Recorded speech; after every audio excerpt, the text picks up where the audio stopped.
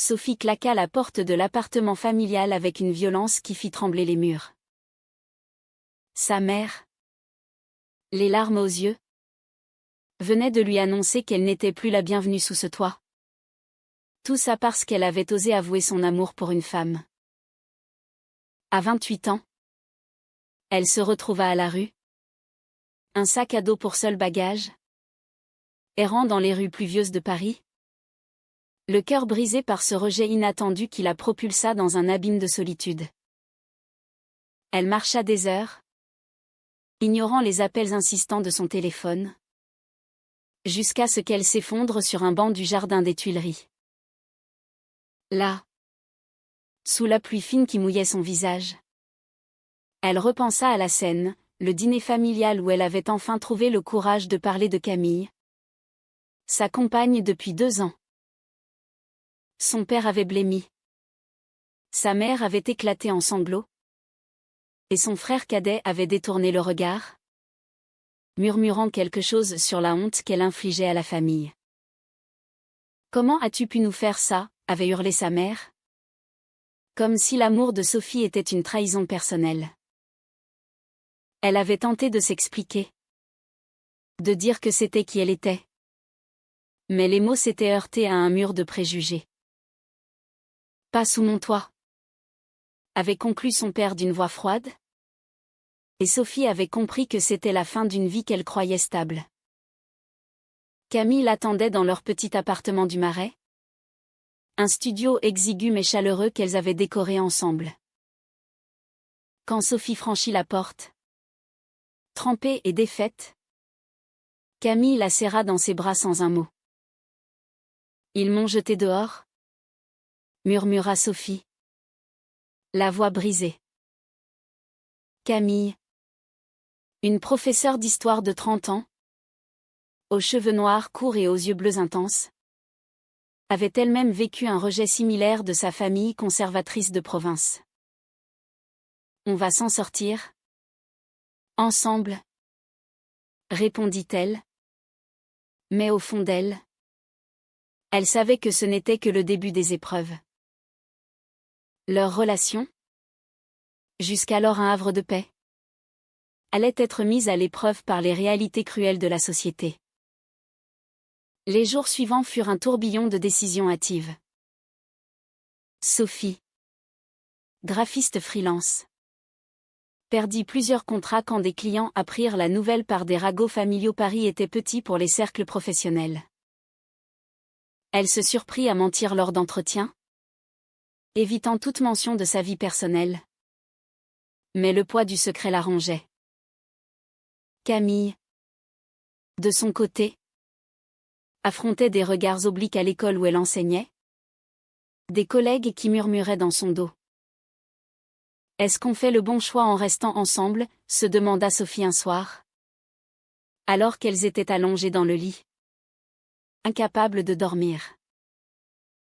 Camille tourna la tête vers elle. « L'amour n'est pas un choix. Sophie. C'est ce que nous sommes. » Mais ces mots, bien qu'apaisants, ne dissipaient pas l'angoisse grandissante. Un matin, Sophie reçut un appel de sa tante Élise, la seule membre de la famille qui avait toujours été ouverte d'esprit. « Viens chez moi, à Lyon, pour te changer les idées, » proposa-t-elle. Sophie hésita. Mais Camille l'encouragea, « Ça te fera du bien. Je t'attendrai ici. » Le voyage en train fut un moment de réflexion intense. Assise près de la fenêtre, regardant défiler les paysages français, Sophie se questionna sur sa vie. Avait-elle le droit d'imposer ce fardeau à Camille? Était-ce égoïste de persister dans cette relation face à tant d'opposition? À Lyon, sa tante l'accueillit avec chaleur. Mais la conversation tourna vite au sérieux. « Ta mère est dévastée. Mais elle finira par comprendre ?» dit Élise. Sophie secoua la tête, « Et si elle ne comprend jamais ?» De retour à Paris, Sophie trouva Camille en pleurs. Un lettre à la main. C'était une convocation de la direction de l'école, des parents d'élèves avaient porté plainte, accusant Camille d'influencer négativement les enfants par son mode de vie. Ils disent que je suis un mauvais exemple, sanglota Camille. Sophie sentit une rage monter en elle. Comment osaient-ils? Elles décidèrent de se battre, engageant un avocat spécialisé dans les droits LGBT. Les réunions étaient épuisantes, les arguments juridiques froids face à l'émotion brute qu'elle ressentait. C'est une discrimination flagrante, affirma l'avocat. Mais Sophie savait que même une victoire ne réparerait pas les blessures intérieures. Au milieu de ce chaos, une amie commune, Marie, proposa de les aider. Marie, hétérosexuelle et mariée, travaillait dans une association pour les familles en difficulté. Venez à une réunion? Ça pourrait vous changer les idées, suggéra-t-elle. Sophie et Camille acceptèrent, plus par désespoir que par conviction. Là, elles découvrirent des histoires de parents solos, d'enfants placés, de familles brisées par la pauvreté ou la violence. Une intervenante parla d'adoption pour couples homosexuels, un sujet encore controversé en France malgré les lois progressistes. Sophie sentit un déclic, peut-être que leur amour pouvait s'étendre au-delà d'elle-même. Mais le soir même, un appel de la mère de Sophie brisa ce fragile espoir. Si tu persistes dans cette folie, je te déshérite, menaça-t-elle. Sophie raccrocha, tremblante. Camille la consola. Mais au fond, elle savait que chaque jour apportait son lot de choix douloureux. Sophie se promit de ne pas abandonner. Mais le doute s'insinuait, valait-il la peine de tout sacrifier pour un amour que le monde refusait? Les semaines suivantes furent un engrenage de tension. Sophie et Camille se rendirent à plusieurs réunions de l'association, où elles rencontrèrent des couples hétérosexuels en attente d'adoption. Les regards étaient parfois curieux, parfois hostiles. Une femme d'une quarantaine d'années, prénommée Isabelle, s'approcha d'elle après une session. « Vous êtes courageuse de venir ici », dit-elle avec un sourire forcé. Sophie perçut l'hésitation dans sa voix, était-ce de la pitié ou du jugement? Camille, plus optimiste, répondit, « Nous voulons juste construire une famille. Comme tout le monde. » Mais Isabelle secoua la tête, ce n'est pas si simple. Les juges, les travailleurs sociaux, ils ont leurs préjugés. De retour chez elle, Sophie exprima ses doutes. Et si on n'était pas prête? Et si notre relation ne survivait pas à ça? Camille posa sa main sur la sienne, on l'est. C'est notre façon de répondre au monde. Elles décidèrent de déposer un dossier d'agrément pour l'adoption. Un processus long et intrusif. Les entretiens avec les psychologues étaient épuisants, questions sur leur enfance, leur relation, leur stabilité émotionnelle. Comment gérez-vous les conflits? Demanda un expert. Sophie pensa à la dispute récente avec Camille, quand la pression avait fait éclater des reproches accumulés. On en parle? On se pardonne? Répondit-elle. Mais intérieurement, elle se demandait si c'était suffisant. Pendant ce temps, la situation professionnelle de Camille empirait. L'école l'a mis en congé forcé, prétextant une enquête. Des amis communs commencèrent à s'éloigner, prétextant des emplois du temps chargés. Sophie, pour subvenir aux besoins, accepta des missions freelance mal payées, travaillant tard le soir. Un jour, elle surprit Camille en train de pleurer seule dans la salle de bain. Je me sens si seule, avoua Camille. Sophie la serra fort. Mais le poids de la culpabilité l'écrasait. Était-ce sa faute si leur vie tombait en miettes? Une trahison inattendue vint aggraver les choses. Le frère de Sophie, Antoine, qu'elle croyait neutre, contacta Camille en secret. Laisse-la. Pour son bien, lui dit-il au téléphone. Tu l'as détruit. Camille, choquée, raccrocha et en parla à Sophie. Celle-ci, furieuse, appela Antoine. Comment oses-tu? Il répondit calmement, je protège la famille. Maman est malade à cause de toi. Sophie apprit alors que sa mère avait fait une dépression nerveuse.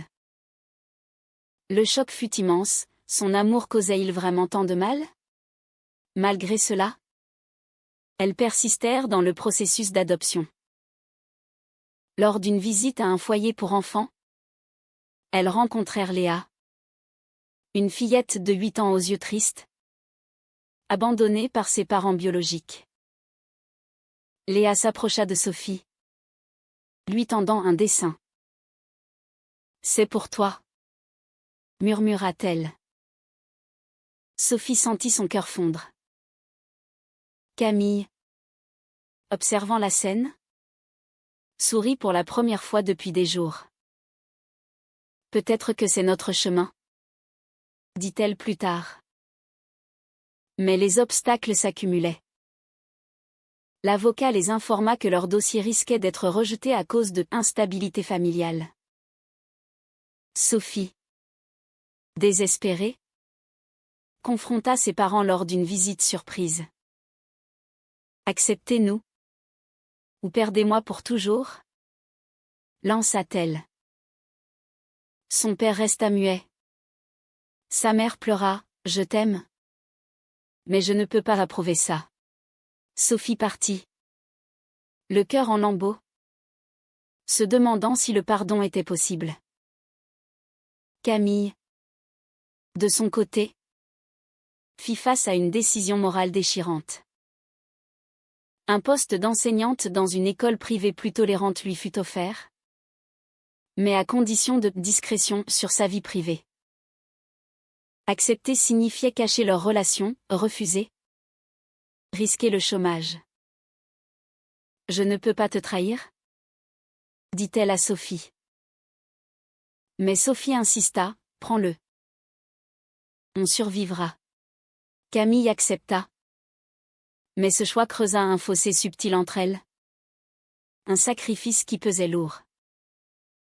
Au fil des mois, leur relation se tendit sous la pression. Des disputes éclataient pour des riens, masquant des peurs plus profondes. Sophie se surprit à envier les couples hétérosexuels. Leur facilité apparente. Est-ce que ça en vaut la peine, se demanda-t-elle un soir. Seule. Camille rentra tard. Épuisée, bien sûr que oui. Mais le doute persistait. Comme une ombre sur leur amour. Le processus d'adoption avança lentement, mais avec des rebondissements inattendus. Sophie et Camille reçurent enfin l'agrément. Une victoire chèrement acquise après des mois de batailles administratives. Pourtant, la joie fut de courte durée, elles apprirent que Léa, la fillette qu'elles avaient rencontrée, avait été placée chez un couple hétérosexuel. Priorité aux familles traditionnelles, expliqua le travailleur social.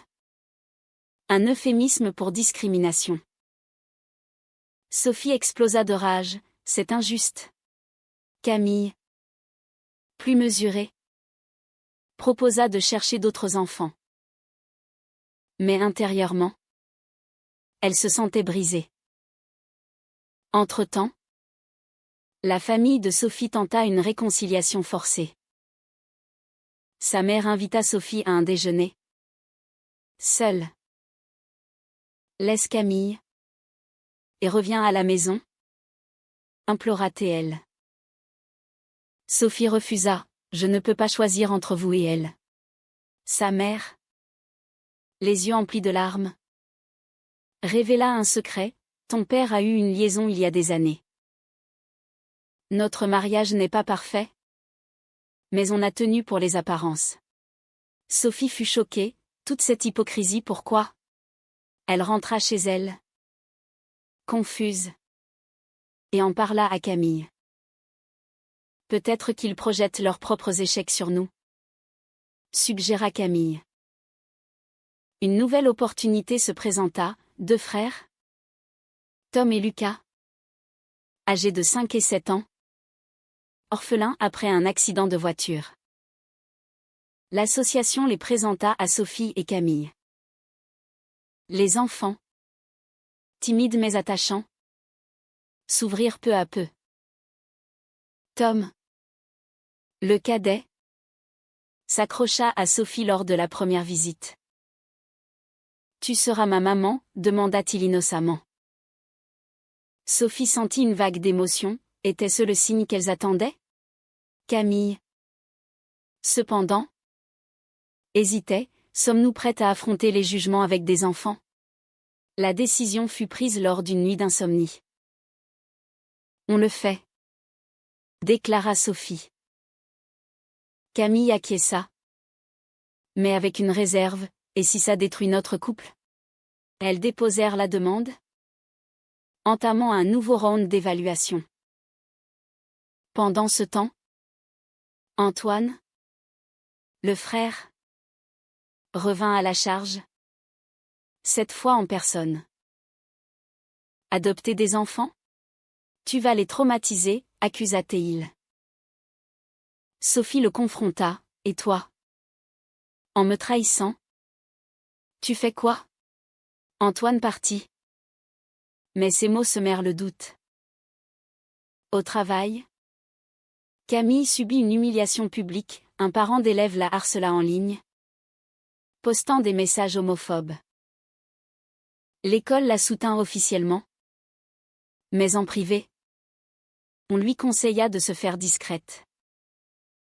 Sophie, furieuse, organisa une manifestation avec des amis LGBT, attirant l'attention des médias. Nous existons. Et nous aimons, déclara-t-elle devant les caméras. Camille fut terrifiée, et si ça empire tout? Mais la visibilité apporta du soutien inattendu, des donations pour l'association, des messages d'encouragement. Pourtant, une trahison plus intime surgit. Marie, leur amie, avoua avoir douté de leur capacité à être parents. J'ai peur pour les enfants, dit-elle lors d'une soirée. Sophie se sentit blessée, même leurs alliés les jugeaient? Camille défendit leur choix, l'amour n'a pas de genre. Mais le dommage était fait, la confiance ébranlée. Les mois passèrent, et l'adoption fut approuvée.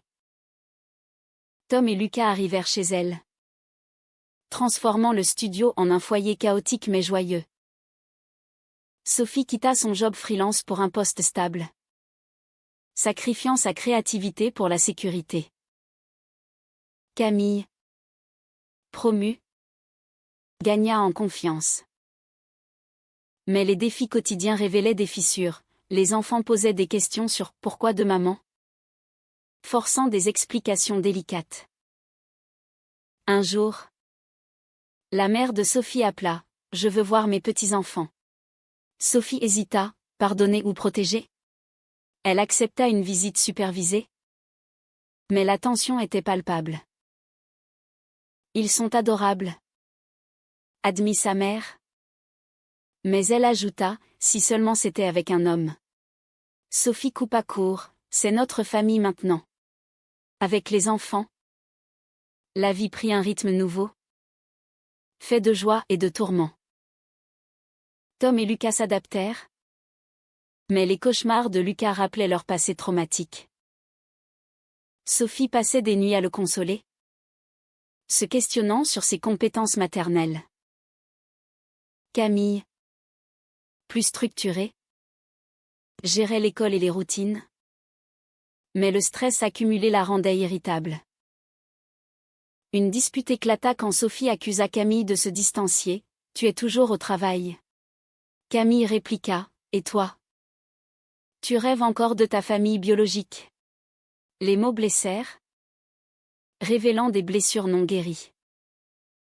Au milieu de cela, un scandale éclata. Un journal local publia un article sur leur adoption, titrant « Un couple lesbien adopte, risque pour les enfants ». Des commentaires haineux affluèrent en ligne. Sophie voulait riposter. Mais Camille la retint. « Protégeons les garçons. » Elles décidèrent de déménager en banlieue parisienne, sacrifiant leur vie urbaine pour la tranquillité. Le déménagement fut épuisant, symbolisant un nouveau sacrifice. La famille de Camille, jusqu'alors distante, refit surface. Sa sœur aînée, Véronique, visita. Curieuse. « Je ne comprends pas. Mais je vois que vous êtes heureuse. » admit-elle. Camille pleura de soulagement, un premier pas vers la réconciliation. Mais pour Sophie, le chemin était plus ardu. Son père envoya une lettre, « Je regrette ». Sophie la lut, partagée entre colère et espoir. « Dois-je lui pardonner ?» demanda-t-elle à Camille. « Seulement si tu le sens », répondit-elle. Les enfants devinrent le ciment de leur relation. Tom dessina une famille avec 2 mamans, fièrement affichée au frigo. Lucas, plus réservé, confia à Sophie, « Je t'aime ». Ces moments effaçaient les doutes, mais les pressions sociales persistaient.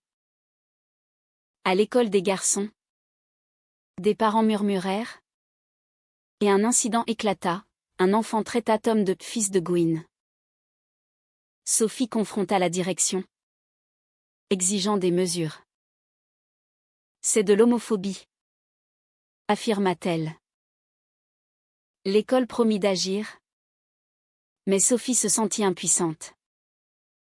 Une décision morale cruciale survint quand Antoine proposa de l'aide financière, à condition que Sophie réfléchisse à sa vie. Elle refusa, « Je ne vendrai pas mon âme ». Camille la soutint, mais le manque d'argent pesa. Elles réduisirent les dépenses, sacrifiant des vacances pour des thérapies familiales. Lors d'une session, le thérapeute posa la question, « Que êtes-vous prête à perdre pour cette famille ?» Sophie répondit, « Tout.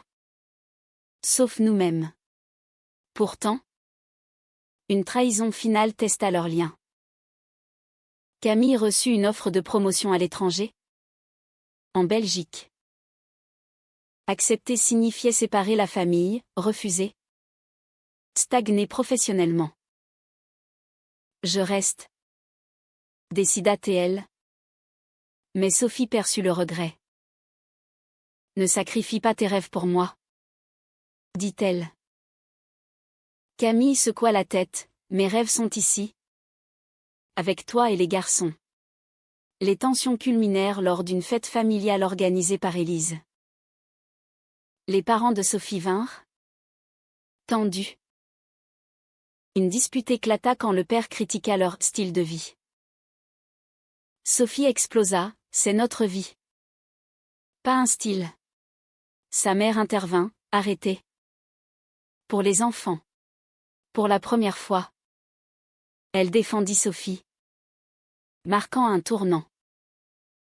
Les mois suivants apportèrent une fragile paix. Les garçons grandissaient, épanouis malgré les défis. Sophie reprit des contrats créatifs, trouvant un équilibre. Camille excella dans son poste, gagnant le respect de ses collègues. La famille élargie s'ouvrit lentement, la mère de Sophie visita régulièrement, apprenant à connaître Camille. « Tu es une bonne personne ?» admit-elle un jour.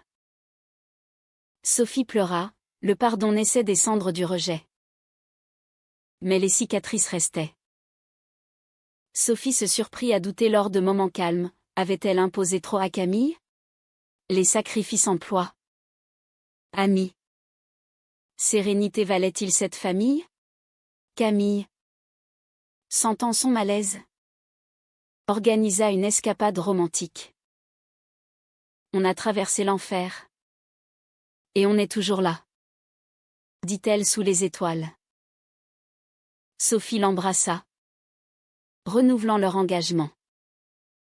Un événement inattendu scella leur évolution, l'association les invita à témoigner lors d'une conférence sur l'adoption LGBT. Sophie parla avec passion, nous n'avons pas choisi d'être rejetés. Mais nous avons choisi d'aimer malgré tout. Les applaudissements résonnèrent. Mais des questions hostiles surgirent, n'est-ce pas égoïste d'exposer des enfants à ça? Camille répondit calmement, l'amour n'est jamais égoïste. De retour chez elle, les garçons les accueillirent avec des câlins. Tom demanda, pourquoi les gens sont méchants? Sophie expliqua simplement, parce qu'ils ont peur de ce qu'ils ne connaissent pas. Cette nuit-là, elle réfléchit au choix fait, rejeter la famille biologique pour en créer une nouvelle. Affronter les préjugés au prix de blessures profondes. Le temps passa. Et leur histoire inspira d'autres. Marie, repentante, devint une alliée fidèle. Antoine s'excusa enfin, admettant ses erreurs. Le père de Sophie, plus réservé, envoya des cadeaux aux enfants. Camille et Sophie, plus fortes, naviguaient les défis quotidiens avec résilience. Pourtant, au fond, Sophie se posait une question lancinante, avait-elle raison de persister? Ou le monde avait-il raison de juger? La réponse n'était pas simple. Faite de joie et de regrets entremêlés. Est-il moralement juste de prioriser son amour personnel au risque de blesser sa famille d'origine?